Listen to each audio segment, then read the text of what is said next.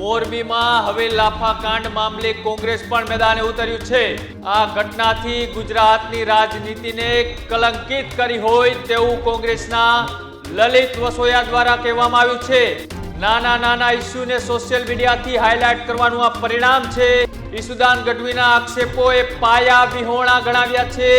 આમ આદમી પાર્ટીનો કાર્યકર્તા એની પાર્ટીના નેતાને સવાલ કરે અને આમ આદમી પાર્ટીના લોકો આમ આદમી પાર્ટીના નેતાઓ એને ફડાકા મારે। સરમુખત્યાર શાહી રીતે આમ આદમી પાર્ટીના નેતાઓ વર્તી રહ્યા છે ત્યારે આમ આદમી પાર્ટીનો અસલી ચહેરો સામે આવી ગયો છે। ઈસુદાન ગઢવી જેવા વિદ્વાન માણસે ખરેખર કાર્યકર્તાના સવાલનો જવાબ આપવો જોઈએ। જવાબ આપવાને બદલે જે હાથ ચાલાકી કરી છે અને જે બળજબરી કરવાનો પ્રયત્ન કર્યો છે એ ખરેખર ગુજરાતના રાજકારણ માટે કલંકિત પ્રકરણ કહેવાય। અત્યારે તો તમે ખોટું બોલો તો ગૂગલમાં સર્ચ કરીને જોવે કે ભાઈ આ બોલે છે એ સાચી વાત છે કે ખોટી વાત છે। એટલે ક્યાંક ને ક્યાંક 100% નેતાઓને તેલ પેટમાં તેલ રેડાણું છે ને એને જ કારણે આ બનાવ બન્યો છે।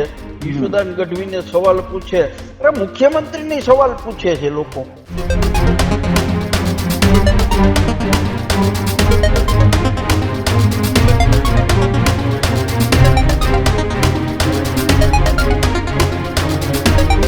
નમસ્કાર, આપ જોઈ રહ્યા છો ન્યૂઝ રૂમ અને આપની સાથે છું કૃણાલ। એ મહત્વપૂર્ણ અને મોટા સમાચાર કે જે ચર્ચાઓમાં રહ્યા છે તે છે મોરબીમાં થયેલો લાફાકાંડ। ગુજરાતની રાજનીતિના એક અલગ જ સમાચાર કે જ્યાં મોરબીમાં હવે લાફાકાંડ મામલે કોંગ્રેસ પણ મેદાને ઉતર્યું છે।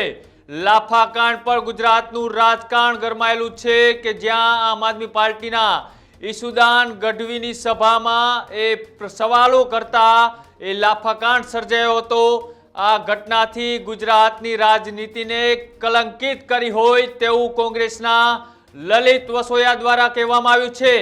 નાના ઇસ્યુને સોશિયલ મીડિયાથી હાઇલાઇટ કરવાનું આ પરિણામ છે તેવું પણ લલિત વસોયા દ્વારા કહેવામાં આવ્યું છે કે શું બોલતી જનતાના સવાલોથી નેતાઓના પેટમાં એ તેલ રેડાયું છે? નેતાઓને જનતા સવાલ પૂછતી થઈ છે એનું આ પરિણામ છે તેવું પણ હવે લલિત વસોયાએ કહ્યું છે। ઈસુદાન ગઢવીના આક્ષેપોએ પાયા વિહોણા ગણાવ્યા છે અને જે રીતના હવે સોશિયલ મીડિયાથી હાઇલાઇટ થવાની પણ ચૂંટણી ના જીતી શકાય તેવું પણ ક્યાંક ને ક્યાંક લલિત વસોયા દ્વારા આજે કહેવામાં આવ્યું છે। એટલે કે મોરબીમાં એ આમ આદમી પાર્ટીની સભામાં ઈસુદાન ગઢવીને એક કાર્યકર્તા દ્વારા એ સવાલો કરવામાં આવ્યા અને સવાલોનો સામનો કરવાની બદલે ત્યાં એક લાફાકાંડ સર્જાયો અને લાફાકાંડથી ગુજરાતની રાજનીતિ અત્યારે તેજ બની છે। સવાલો થઈ રહ્યા છે, આક્ષેપો થઈ રહ્યા છે, પ્રતિક્રિયાઓ આવી રહી છે। તે જ રીતના હવે ભારતીય જનતા પાર્ટી અને ત્યારબાદ કોંગ્રેસ પણ આ મામલે મેદાને ઉતર્યું છે અને કોંગ્રેસના પૂર્વ ધારાસભ્ય એવા લલિત વસોયા આ મામલે હવે અમારી સાથે જોડાયા છે। સીધી જ વાત તેમની સાથે કરીશું। લાફાકાંડ થયો એને કઈ રીતના જુઓ? ગુજરાતની અંદર મારે જ્યાં સુધી સમજણ છે ને હું જ્યાં સુધી જાણું છું ત્યાં સુધીમાં આવો પહેલો બનાવ હશે કે કોઈ કાર્યકર્તા આમ આદમી પાર્ટીનો કાર્યકર્તા એની પાર્ટીના નેતાને સવાલ કરે અને આમ આદમી પાર્ટીના લોકો આમ આદમી પાર્ટીના નેતાઓ એને ફડાકા મારે। આ ગુજરાતની રાજનીતિ કલંકિત થઈ રહી હોય એવું બહુ સ્પષ્ટપણે લાગી રહ્યું છે। સરમુખત્યાર શાહી રીતે આમ આદમી પાર્ટીના નેતાઓ વર્તી રહ્યા છે। ક્યાંક ને ક્યાંક અત્યાર સુધી સોશિયલ મીડિયાના માધ્યમથી નાના ઇસ્યુને પણ હાઇલાઇટ કરવા માટેના પ્રયત્નો કર્યા છે ત્યારે આમ આદમી પાર્ટીનો અસલી ચહેરો સામે આવી ગયો છે। ઈસુદાન ગઢવી જેવા વિદ્વાન માણસે ખરેખર કાર્યકર્તાના સવાલનો જવાબ આપવો જોઈએ। જવાબ આપવાને બદલે જે હાથ ચાલાકી કરી છે અને જે બળજબરી કરવાનો પ્રયત્ન કર્યો છે એ ખરેખર ગુજરાતના રાજકારણ માટે કલંકિત પ્રકરણ કહેવાય। સાહેબ, મારો એક સવાલ એ પણ છે કે તમે થોડા વર્ષોના ભૂતકાળને ભૂલીને અત્યારની રાજનીતિ જુઓ તો અત્યાર સુધી એ તમે હાથે પગે લાગીને જનતા પાસેથી મત માગી આવતા હતા, પોળી જનતા મત આપી દેતી હતી, પણ હવે ક્યાંક ને ક્યાંક એ જનતા બોલતી થઈ છે એટલે નેતાઓને ખૂંચવા લાગ્યું છે કેમ કે આ હરણીકાંડની જે ઘટના હતી તેની મહિલાઓએ પણ એક સીએમના જાહેર કાર્યક્રમમાં તેમને સવાલ કર્યો તો કહ્યું કે આ એજન્ડા છે. બીજી વખત જ્યારે ચૂંટણીઓ અત્યારે હમણાં હતી પેટા ચૂંટણીઓ, તેમાં પણ ખુલીને પ્રજાએ સવાલો કર્યા ત્યારે નેતાઓને ખૂચ્યું.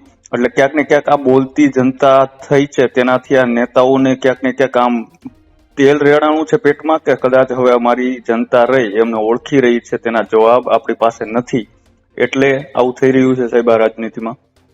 તો રાજનીતિમાં હું બે દ્રષ્ટિએ આ બનાવને જોઉં છું. પહેલી વાત તો ઈ છે કે યુવાનો થોડા ઘણા અંશે નીડર થયા છે. ક્યાંક ને ક્યાંક રાજનેતાઓને, ધારાસભ્ય હોય, સંસદ સભ્ય હોય કે કોઈ પાર્ટીનો આગેવાન હોય, તો એને સવાલ પૂછતા થયા છે. એ ખરેખર લોકશાહી માટે સારામાં સારી પ્રક્રિયા કે સારામાં સારા બનાવ કહી શકાય, કે સારામાં સારી વાત કહી શકાય કે લોકો એના નેતાઓને કે જેને એ મત આપીને ચૂંટે છે એને સવાલ પૂછતા થયા છે. પણ બીજી વાત એ છે કે લોકો એના પ્રશ્ન માટે, જે લોકોને કનડતા પ્રશ્ન છે, આપણે મોંઘવારીની વાત કરી, પેટ્રોલ ડીઝલના વધતા ભાવની વાત કરી, રાંધણ ગેસની વાત કરી, સ્માર્ટ મીટરની વાત કરી, અને હમણાં છેલ્લે બધા અન્યાયો નથી ગણાવવા, પણ છેલ્લે હમણાં જે એનપીકે ખાતરની અંદર 130 રૂપિયા જેવો અસહ્ય ભાવ વધારો કર્યો આ સરકારે, ત્યારે ગુજરાતના સામાન્ય લોકો આ મુદ્દાઓ ઉપર લડાઈ કરવા માટે પણ નીકળતા નથી. જે થોડા ઘણા યુવાનો છે એ ખરેખર જાગૃત થયા છે ને, એ લોકશાહી માટે સારી પ્રક્રિયા કહેવાય. અને નેતાઓના પેટમાં સ્વાભાવિક છે તેલ રેડાય. અત્યારે તો કોઈ પણ સભા હોય, એ લલિત વસોયાની સભા હોય કે ઈસુદાન ગઢવીની સભા હોય, તમે પેલાના લોકો એ કરતા હતા કે જે નેતાઓ બોલીને જતા હતા તો કે ખોટું બોલે, સાચું બોલે, કોઈ સામે પ્રતિકાર કરતું નહોતું, લોકો સાંભળી અને ઘેરે વયા જતા હતા. અત્યારે તો તમે ખોટું બોલો તો ગૂગલમાં સર્ચ કરીને જોવે કે ભાઈ આ બોલે છે સાચી વાત છે કે ખોટી વાત છે. એટલે ક્યાંક ને ક્યાંક 100% નેતાઓને પેટમાં તેલ રેડાણું છે ને, એને જ કારણે આ બનાવ બન્યો છે. ઈશુદાન ગઢવીને સવાલ પૂછે, અરે મુખ્યમંત્રીની સવાલ પૂછે છે લોકો. ખરેખર મુખ્યમંત્રીએ જવાબ નહોતો આપ્યો હરણીકાંડ વખતે, એ પણ દુઃખદ બાબત છે. કારણ કે ગુજરાતના મુખ્યમંત્રી સંવેદનશીલ મુખ્યમંત્રી છે, મૃદુ મુખ્યમંત્રી છે, આવા વિશેષણો એને આપવામાં આવે છે, હું નથી કેતો. પણ એને લોકોના પ્રશ્નો માટે જવાબ આપવો જોઈએ, અને જવાબ આપવા માટે એ ગ્રામ પંચાયતનો ચૂંટાયેલો સભ્ય હોય કે સંસદ સભ્ય હોય, એ લોકોના એના મતદારોને જવાબ આપવા માટે બંધાયેલો છે ને એને ખરેખર જવાબ આપવો જોઈએ. સાહેબ, જે ઘટના કાલે બની મોરબીની અંદર, એ ક્યાંક ક્યાંક સુનિયોજિત કાવતરું હતું? આ ષડયંત્રનો કોઈ ભાગ હતો કે આ અચાનક બનેલી ઘટના હતી? તમે કઈ રીતના જોવો છો? જે કાર્યકર્તા સવાલ પૂછ્યો છે, હું કાર્યકર્તાને ઓળખતો નથી, મેં પણ સોશિયલ મીડિયાની અંદર આ જોયું છે. અને એક વાત એવી પણ છે કે આમ આદમી પાર્ટીનો કાર્યકર્તા હતો, તો સ્વાભાવિક છે કે કાર્યકર્તા, હું પણ કોંગ્રેસ પાર્ટીમાં ક્યાંય નિરીક્ષક તરીકે, ક્યાંય પ્રભારી તરીકે કે મત વિસ્તારમાં જતા હોય તો અમારા કાર્યકર્તાઓ પણ અમને સવાલ પૂછતા હોય છે, અને એને સવાલનો જવાબ આપવો જોઈએ. અને કદાચ એમાં સુનિશ્ચિત આયોજન કે કાવતરાનો ક્યાંય સવાલ જ ઉભો નથી થતો. આવું ઈશુદાનભાઈ ગઢવી બોલ્યા છે કે આ એક અમને બદનામ કરવાનું કાવતરું હતું, અને એમને તો ત્યાં સુધીનું કીધું કે આ મુખ્યમંત્રી દ્વારા અમારો આ કાર્યક્રમ ના થાય ને આમાં કઈ રંગમાં ભંગ પડે એ માટે આવી રીતના કોઈને ઉભા કરીને આ રીતનું પ્રશ્ન પૂછાયો. મારા કઈ કાર્યક્રમમાં કઈ માથાકૂટ થાય તો હું મીડિયા સામે આવીને ન્યૂઝ રૂમ ની સામે આવી કહું કે નરેન્દ્ર મોદી અને અમિત શાહ નું આ કાવતરું હતું લલિત વસોયાની સભા તોડવા માટેનું, કેટલા અંશે વ્યાજબી છે? ગુજરાતનો મુખ્યમંત્રી, એના હજારો લાખો કામો હોય, એના કામમાંથી નવરો ન હોય, એ કઈ આવા કાવતરા. જો હું મુખ્યમંત્રીની સામે આક્ષેપ કરું, પણ કાંઈક તો વાતમાં તો થયું હોય ને, તમારે સીધી બંદૂક જ ફોડી દેવી છે મુખ્યમંત્રીનું કાવતરું. ઈશુદાનભાઈ મારા સારા મિત્ર છે, પણ હકીકત ઈશુદાનભાઈ બજારમાં આવ્યા છે તો એને કદાચ મોદી સાહેબ નો ચેપ લાગ્યો હોય ખોટું બોલવાનું, મન ગલત વાતો રજૂ કરવાની વાત હોય એવું હું માનું છું. ગુજરાત મુખ્યમંત્રી આટલી નીચી ના ઉતરી. સાહેબ, એક સમયમાં તમારી ગઠબંધન જે થયું હતું તેના સાથી પાર્ટી હતી, તમે સાથે ચૂંટણી લડ્યા હતા, પણ હવે ક્યાંક ને ક્યાંક એ આ વિસાવદરની પેટા ચૂંટણીમાં આમ આદમી પાર્ટીની જીત થઈ ત્યારથી હવે ક્યાંક ને ક્યાંક એનો જે જુવાળ દેખાઈ રહ્યો છે એ આ કઈક ઓવર કોન્ફિડન્સ છે કે પછી ખરેખર આ જે જુવાળ છે કોંગ્રેસને આગામી 2027માં નડશે? 100% મેં કીધું એમ કે કુંભ મેળાની અંદર જે મોનાલિસા હાઇલાઇટ સોશિયલ મીડિયાના માધ્યમથી થઈ અને કુંભ મેળો એક બાજુ રહ્યો, આખા દેશના સોશિયલ મીડિયા બધી મોનાલિસાની ચર્ચા કરતા હતા, એમ વિસાવદરની સીટ જીતા પછી અને એ પણ ભાજપની કૃપાથી ભારતીય જનતા પાર્ટી આમ આદમી પાર્ટીને એટલા માટે જીતાડવા માંગતી હતી કે આમ આદમી પાર્ટી એનો જનાધાર ઉભો કરે અને 2027માં જે ભારતીય જનતા પાર્ટીની સામે લોકોનો જુવાળ છે, જુવાળની અંદર બે ભાગ પડવે કે જેથી ફરીથી ભારતીય જનતા પાર્ટી જીતી શકે. એટલે એના માટે એ જીતા છે તો એમાં એટલું બધું ગૌરવ લેવાની વાત નથી. અને આ ગુજરાતની પ્રજા સમજુ અને સાણી પ્રજા છે. આ સોશિયલ મીડિયાનો ક્રેઝ છે. સોશિયલ મીડિયામાં તો રાખી સાવંતે આવી ગઈ અને ઓલી એક રેલવે સ્ટેશન ઉપર ગીત રાનું માંડલ એ પણ હાઇલાઇટ થઈ હતી. થોડા દિવસ ચાલે સોશિયલ મીડિયાની અંદર, પણ નીચે ગ્રાઉન્ડ લેવલ ઉપર તમારી પાસે કાંઈ નથી અને ખાલી હવામાં ઉડી અને એક માહોલ બનાવવાનો પ્રયત્ન આમ આદમી પાર્ટી કરી રહી છે. એમાં એમને ક્યાંય સફળતા મળવાની નથી.